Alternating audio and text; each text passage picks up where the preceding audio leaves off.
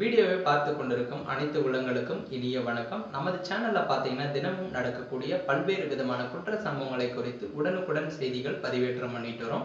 நமது சேனலுக்கு நீங்க புதிய நண்பர்களா வந்திருக்கீங்கன்னா மறக்காம சேனலை சப்ஸ்கிரைப் பண்ணிட்டு வீடியோவை ஃபுல்லா பாருங்க. தர்மபுரி மாவட்டம் ஆரண்ட அள்ளி பகுதியைச் சேர்ந்தவர் சிவசங்கர். இவருக்கும் அதே பகுதியைச் சேர்ந்த 23 வயதுடைய எழிலரசி என்பவருக்கும் கடந்த சில வருடங்களுக்கு முன்பு திருமணம் ஆன நிலையில 3 வயதில் சிவதர்சிகா என்ற பெண் குழந்தை இருக்காங்க. சிவசங்கர் தனியார் நிறுவனத்துல வேலை செய்து குடும்பத்தை காப்பாற்றி வந்திருக்காரு. எனவே தினமும் காலை வேலைக்கு செல்லும் சிவசங்கர் மீண்டும் வீட்டிற்கு மாலை 7 மணி போல வருவதை வழக்கமாக வச்சிருந்திருக்காரு. இந்த நிலையில பாத்தீங்கன்னா எழிலரசிக்கும் பாலக்கோடு அடுத்த திம்மம்பட்டி பகுதியைச் சேர்ந்த 28 வயதுடைய ஐயப்பன் என்பவருக்கும் கடந்த சில மாதங்களுக்கு முன்பு பழக்கம் ஏற்பட்டிருக்கு. இருவரும் நெருங்கி பழகி வந்த நிலையில இவர்களது பழக்கமானது திருமணத்திற்கு மீறிய உறவாக மாறி சிவசங்கர் வீட்டில் இல்லாத போது இருவரும் அடிக்கடி தனிமையில சந்தித்து உல்லாசமாகவும் இருந்து வந்திருக்காங்க.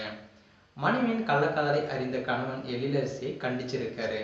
இதனைத் தொடர்ந்து எழிலரசி கடந்த 4 மாதங்களுக்கு முன்னாடி தனது கள்ளக்காதலன் ஐயப்பனுடன் 3 வயது குழந்தையை அழைத்துக் கொண்டு வீட்டை விட்டு வெளியேறியிருக்காங்க.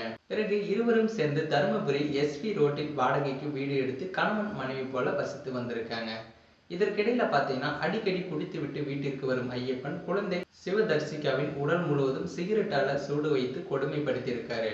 இதே போல அடிக்கடி ஐயப்பன் சிறுமிக்கு சூடு வைத்த நிலையில அவருக்கு உடல் நல குறைபாடு ஏற்பட்டிருக்கு. எனவே எழிலரசி குழந்தையை தருமபுரி அரசு மருத்துவக் கல்லூரி மருத்துவமனைக்கு சிகிச்சைக்காகவும் சேர்த்திருக்காங்க.